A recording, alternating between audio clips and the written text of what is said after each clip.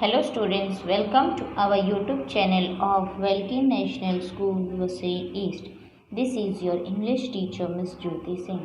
Students, today we are going to learn a new chapter in your English book, that is The Merchant of Venice. Now what is a merchant? Merchant मतलब क्या होता है? Merchant means व्यापारी. The person who buys and sells the things in the market are known as a merchant. So this is the story all about a merchant who is living in Venice. Now Venice is a city, it is a place, okay.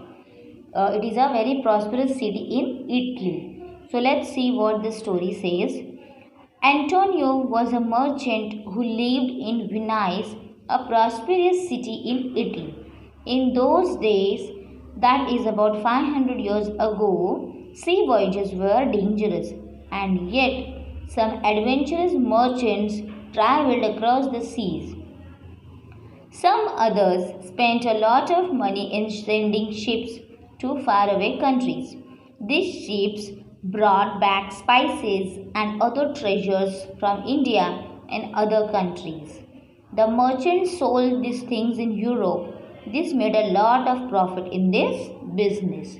So what it means, there was a person named Antonio. He was a merchant and he was living in Venice. So 500 years ago, 5000 साल पहले क्या होता था कि जो आज हम जैसे इजीली हर चीज़ हमारे नियर में मिल जाती है, वैसे पहले नहीं थी. तो पहले जो ट्रैवल होता था, इंपोर्ट या एक्सपोर्ट होता था, वो किससे होता था? शिप के थ्रू होता था. And that is why most of the person, बहुत सारे लोगों ने शिप में जो शिप के जो ट्रैवल्स थे उसमें इन्वेस्ट किए, और उस इन्वेस्टमेंट से उन्हें क्या होता था? बहुत सारा फ़ायदा होता था. जो ट्रैवल करवाते थे, जो ओनर होते थे वो शिप के, वो क्या करते थे? सारे मर्चेंट्स को बताते थे कि there is my ship and you can put the things in the ship so that it can be sold in the market. So जितने भी merchants रहते थे वो अपने सारे स्पाइसेस है या कोई भी प्रोडक्ट है जो उन्हें सेल करनी रहती थी, वो शिप पे डालते थे और फिर ये जाके यूरोप में सारा सेल होता था, जिससे जो मर्चेंट है उनको भी प्रॉफिट होता था और जो ओनर है उस शिप का उनको भी प्रॉफिट मिलता था. At that time when the story begins, Antonio was waiting for his ships to return with merchandise. He had put almost all his money in the ship. So एक समय की बात थी, क्या हो रहा था जब ये स्टोरी का स्टार्ट कैसे हुआ था? इट वॉज लाइक जैसे पिक्चर स्टार्ट होती है ना, वैसे ये स्टोरी कैसे स्टार्ट हुई कि एंटोनियो जो है वो साइड में किनारे पर खड़े होके वो शिप का वेट कर रहे थे कि वो शिप आए और साथ में जो उसका सामान है सब आए, क्योंकि एंटोनियो ने अपना सारा पैसा, पूरा पैसा जो है वो उस शिप में लगाया था. So he was eagerly waiting for the ship to come to arrive. Antonio was a kind man. He had many friend, but his best friend was Bassanio. Bassanio was a young and handsome nobleman, but unfortunately he had no money. So Antonio जो है वो बहुत ही kind person थे, बहुत ही दयालु, बहुत ही अच्छे person थे. ऐसे तो उनके बहुत सारे फ्रेंड्स थे, बट उनका सबसे बेस्ट फ्रेंड था वो बेसोनियो. बेसोनियो जो है वो बहुत ही अच्छा पर्सन था, बट वो उतना पैसा उसके पास नहीं था, वो उतना पैसे वाला नहीं था as compared to Antonio. But then too they were having a good friendship relationship. Bassanio wanted to marry Portia. Now here a girls come in the story. Exactly. So क्या था स्टोरी में? बेसेनियो जो है वो एक लड़की जिसका नाम है पोर्टियो, उससे शादी करना चाहता था. Portia was beautiful and intelligent. She was the only daughter of a very wealthy man. Her father had died leaving her a large estate. So Bassanio ये पोर्टियो के जो फादर थे उनके पास बहुत पैसा था और वो सारा प्रॉपर्टी जो है वो किसका था? वो पोर्टियो का था. एंड अनफॉर्चुनेटली उसके फादर जो है, पोर्टियो के फादर है वो, ही वॉज डाइड. और पीछे से उतना जितना पूरा साम्राज्य था, जो प्रॉपर्टी था, जो पैसा था, वो पोर्टियो के लिए छोड़ गए थे. In his will Portia's father have written how Portia's husband should be selected. So जाते जाते पोर्टियो के फादर ने क्या किया था? एक विल बनाई थी, एक वसीयत बनाई थी, जिसमें उन्होंने ये चीज़ें मेंशन की थी कि पोर्टियो का वुड बी हस्बैंड कैसा होगा, किस कैटेगरी में होना चाहिए, क्या नॉर्म्स होने चाहिए, क्या क्या कंडीशंस होने चाहिए जो फुलफिल होने चाहिए पोर्टियो के हस्बैंड होने के लिए। He had set a test for her suitors. Suitors means जो पोर्टियो के लायक हो, जो उसके काबिल हो। So उन्होंने एक क्राइटेरिया रखी थी, एक टेस्ट रखी थी जो कि उस पर्सन को वो टेस्ट अटेम्प्ट करना था। इफ़ अगर वो टेस्ट में सेलेक्ट होते हैं तो जाके वो पोर्टियो के हस्बैंड बनते। सो इस तरीके से मरने से पहले पोर्टियो के फादर ने एक विल बनाई थी। Now what was that test we will know. They had to choose between these 3 caskets. अब कास्केट क्या है? Casket is a kind of a box, एक रेक्टेंगल बॉक्स होता है जो पहले के ज़माने में बड़े बड़े होते थे, या यूँ कह लो कि हम उसे कहते थे ट्रंक। अब अभी भी many of the caskets has been seen in villages, गांव में बहुत सारे लोगों ने देखा भी होगा, ट्रंक होते हैं। So in this way there were 3 caskets, one of gold, one of silver and one of lead. So 3 type के कास्केट थे। As you can see in the picture, एक गोल्ड का था, एक सिल्वर का था और एक लीड का था। So this 3 metallic casket were there which you have to select from it. Now what it was, each casket had something written on it. On the gold casket it was written, whoever chooses me shall gain what many man desires. So पहले वाले casket पे जो gold casket है उसमें क्या लिखा था कि जो मुझे चूज करेगा उससे हर चीज़ मिलेगा जो एक पर्सन डिज़ायर मतलब इच्छा रखता है अपने लाइफ में। On the silver casket, whoever chooses me shall get as much as he deserves. और जो सिल्वर कास्केट था उसमें क्या लिखा था कि जो मुझे चूज़ करेगा उसे उतना मिलेगा जितना वो डिज़र्व करता है, जितने का वो हकदार है। On the casket of lead, whoever chooses me must give and hazard all he has। और जो थर्ड कास्केट था उसमें लिखा था कि जो मुझे चूज करता है उसे मैं कुछ नहीं दूंगा, इन रिटर्न वो मुझे अपना सब कुछ देगा। he will give me। One of the Portia suitors was the prince of Morocco. So जैसे स्वयंवर होता है वैसे ही पोर्टियो के वुड बी हस्बैंड सेलेक्ट करने के लिए एक स्वयंवर टाइप रखा गया था, जिसमें एक जो सूटर्स था वो था प्रिंस था, वो शहजादा था मोरक्को का। ही चोज द गोल्ड कास्केट, और उसने क्या किया, उसने वो गोल्ड कास्केट चूज किया। But when he open the casket the message inside said that it was not the right casket, all that glitters is not gold.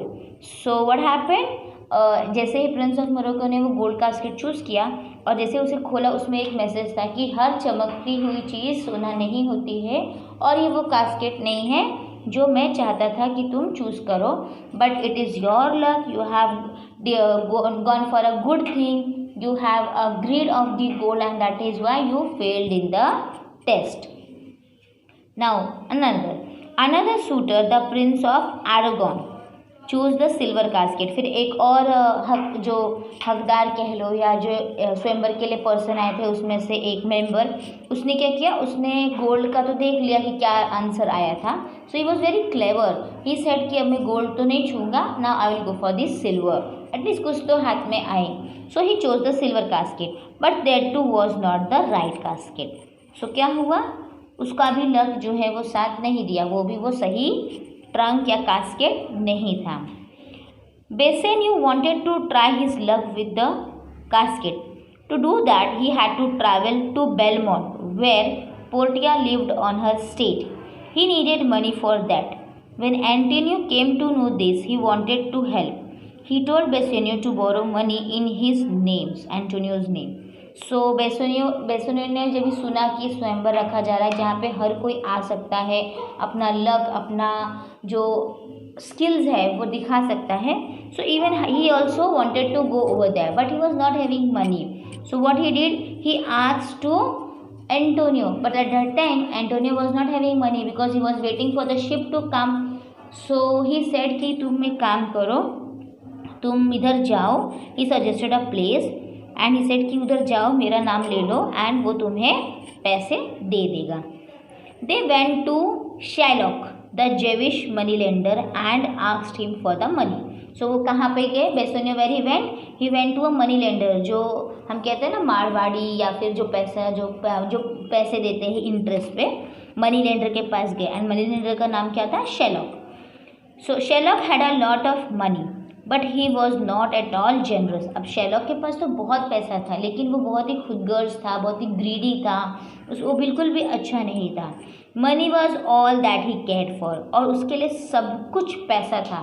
Everything, when he wake up in the morning, when he sleep at night, he just calculate the money, he just think about the money. He did not like Antonio because sometimes Antonio lent people money without charging any interest.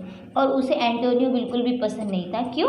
Because जब भी किसी को पैसे की ज़रूरत होती थी तो एंटोनियो अगर उसके पास जब रहता था सो वो बिना इंटरेस्ट के ऐसे ही लोगों की मदद कर देता था, हेल्प कर देता था। और इस वजह से मार्केट में शेलॉक का जो नाम है वो कम हो रहा था कि शेलॉक जो है वो बहुत इंटरेस्ट लेता है। And that is why Shylock was not liking Antonio. So Shylock decided to take advantage of this situation. अब प्रॉब्लम में students, everyone in our place, if someone is in problem, another person take the advantage of it. यही लोग आजकल करते हैं। क्या करते हैं कि अगर कोई मुसीबत में है तो उसको हेल्प तो करते हैं, लेकिन साथ ही साथ उस हेल्प के साथ उसका एडवांटेज भी लेते हैं, उसका फ़ायदा भी उठाते हैं। सिमिलरली शेलॉक ने भी किया। उसने सोचा कि अगर एंटोनियो को पैसे तो चाहिए तो चलो इसी बहाने कुछ उसका फ़ायदा उठा लिया जाए। Now what he did देखते हैं। He gave them the money on a strange condition. अब उसने पैसे तो दे दिए, लेकिन उसने साथ में एक कंडीशन रखी, एक शर्त रखी। What was that? If Antonio failed to return the money within 3 months, Sherlock would cut off a pound of Antonio's flesh. Antonio agreed to this and borrowed the money for Bassanio. सो क्या condition थी कि अगर Antonio ने 3 months में उनके पैसे नहीं लौटाते हैं तो वो एक हकदार हो जाएंगे कि एंटोनियो की बॉडी से फ्लैश मीन्स उनकी कोई भी कुछ भी कट करने के लिए, उसमें से खून निकालने के लिए, ब्लड निकालने के लिए। और pound of Antonio's flash means मांस, जो हमारे बॉडी के मसल्स होते हैं।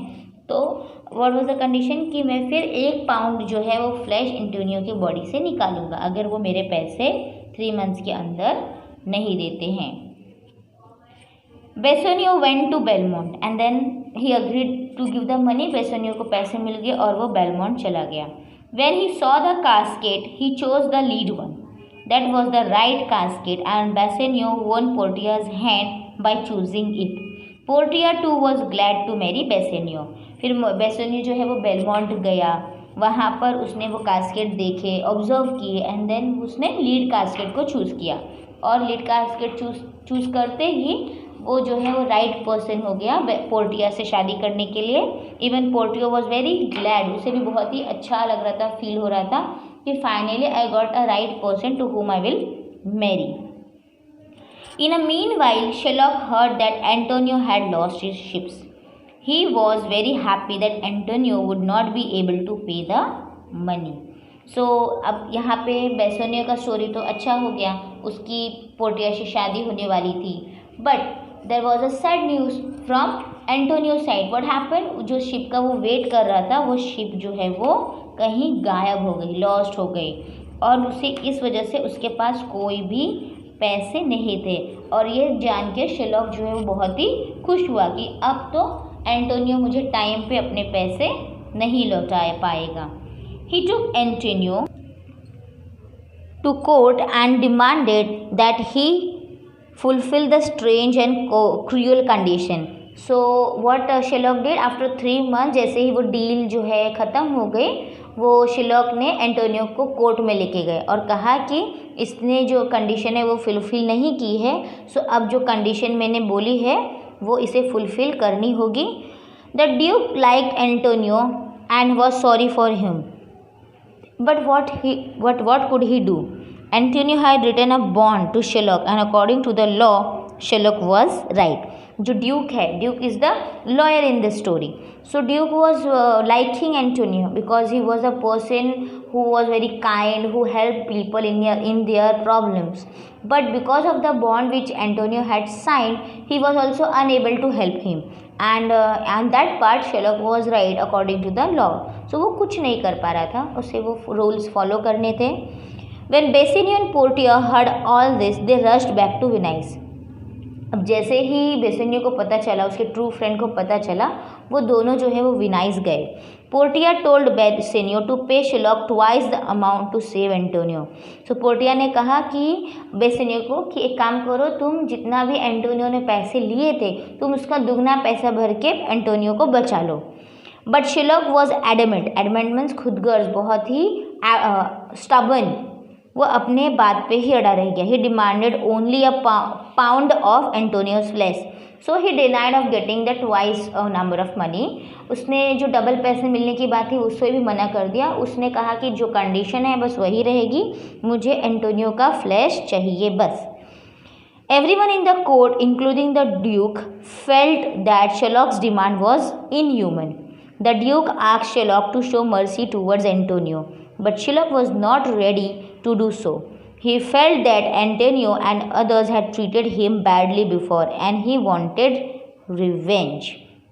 सो कोर्ट में जितने भी लोग थे, इवन ड्यूक, सबको बहुत ही ख़राब लग रहा था. सबके अकॉर्डिंग ऐसा लग रहा था कि शेरलॉक जो है वो बहुत ही अत्याचार कर रहा है, लेकिन कोई मतलब नहीं है. इवन ड्यूक ने कहा भी कि एंटोनियो के प्रति थोड़ी सी दया दिखाई जाए, इस चीज़ को भूल दी जाए और ट्वाइस जो डबल मनी है वो ले लिया जाए. बट ऐसा शेरलॉक ने नहीं किया. सबको लग रहा था कि पहले एंटोनियो ने जो व्यवहार शेरलॉक के साथ किया है, शेरलॉक उसी का रिवेंज अभी ले रहा है. Just then a young lawyer entered the court. He said that he would fight Antonio's case. So जैसे ही ये सारे आर्ग्यूमेंट्स कोर्ट के अंदर चल रहे थे, उसी समय एक यंग लॉयर जो है वो कोर्ट रूम में एंटर की और उसने कहा कि मैं एंटोनियो का case लड़ूंगा. He asked Antonio whether he had agreed to Sherlock's condition. So first question which the lawyer asked to Antonio was कि क्या आपने ये कंडीशन पे अग्री किया था.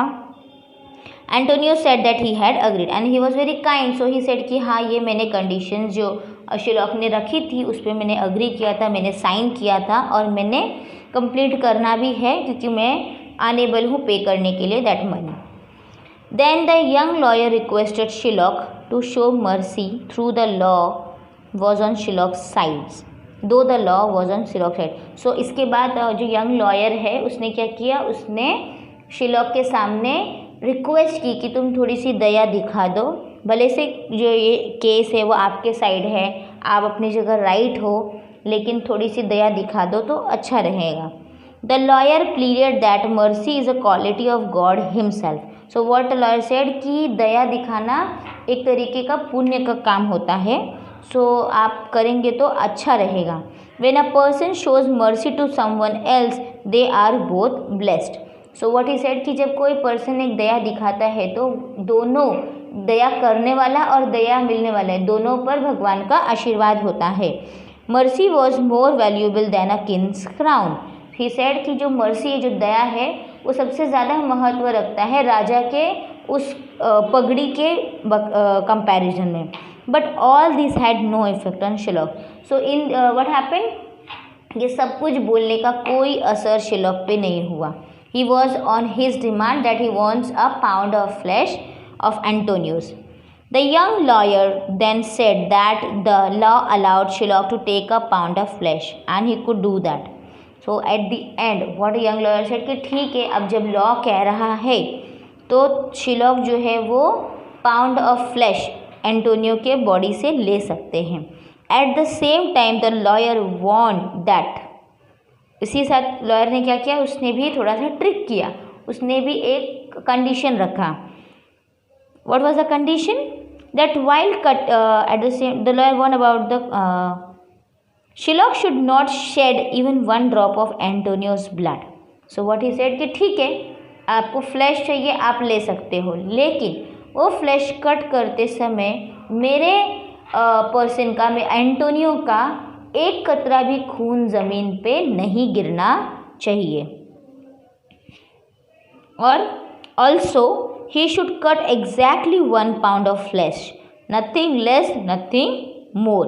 उसके साथ और क्या कहा कि और कट करना है तो करे, लेकिन वो एग्जैक्टली 1 pound कट होना चाहिए। अगर कम हुआ तो भी डिफ़ॉल्टर्स, और अगर ज़्यादा हुआ तो भी डिफ़ॉल्ट है। So what was the condition? पहला कंडीशन था कि ज़रा सा भी ब्लड जो है वो नहीं गिरना चाहिए एंटोनियो के बॉडी से, और साथ में 1 pound फ्लैश के मीन्स 1 pound फ्लैश ही कट होना चाहिए, नथिंग मोर और नथिंग लेस, ना कम और ना ही ज़्यादा। That would not be allowed by the law.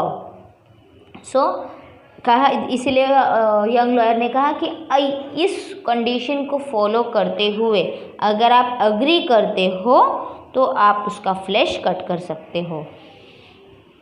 Sherlock realized that he could not do what the young lawyer asked him to do, and he accepted his defeats. Antonio's life was saved. So Sherlock को समझ में आ गया finally कि ये जो कह रहे हैं लॉयर वो पॉसिबल ही नहीं है। Whenever a person cuts something, he cannot cut everything exactly the same measurement with the same quantity. There can be chances of like high or low, minimum or maximum. So he realized that this is not possible to do so, and he accepted his defeat, and in this way Antonio's life was saved. Who was the young lawyer? Bassanio and Antonio found out later that it was none other than Portia herself, dressed as a young man. So अब ये young lawyer कौन था? सो Bassanio और Antonio बहुत सोचने के बाद पता चला कि ये यंग लॉयर वो कौन थी? वो पोर्टिया थी, बेसेनियो की वाइफ, बट उसने अपना भेष बदल लिया था और मैन के जैसा ड्रेस अप करके एंटोनियो का केस वो लेने आई थी। Later it was learned that Antonio's ship were safe, and so he had not in fact lost his money. Thus, the story which could have ended in a tragic manner ended happily. So बाद में पता चला कि Antonio का जो ship है वो भी सेफ है और उसे किसी भी तरीके का पैसे का नुकसान नहीं हुआ है। ये जो स्टोरी है जो कि ट्रैजिक एंड हो सकती थी, but because of Portia, because of her change like in lawyer, the story ended very happily, and everyone in the courtroom understand a lesson. They learned a lesson. And what was the lesson? Every person in the community, in the world, in a country should be very polite, should be kind to other. If someone shows mercy, then God help us, God bless us. So क्या कहता है ये story? कि हमें हर किसी के प्रति kind होना चाहिए, जेनरस होना चाहिए और हेल्पफुल होना चाहिए।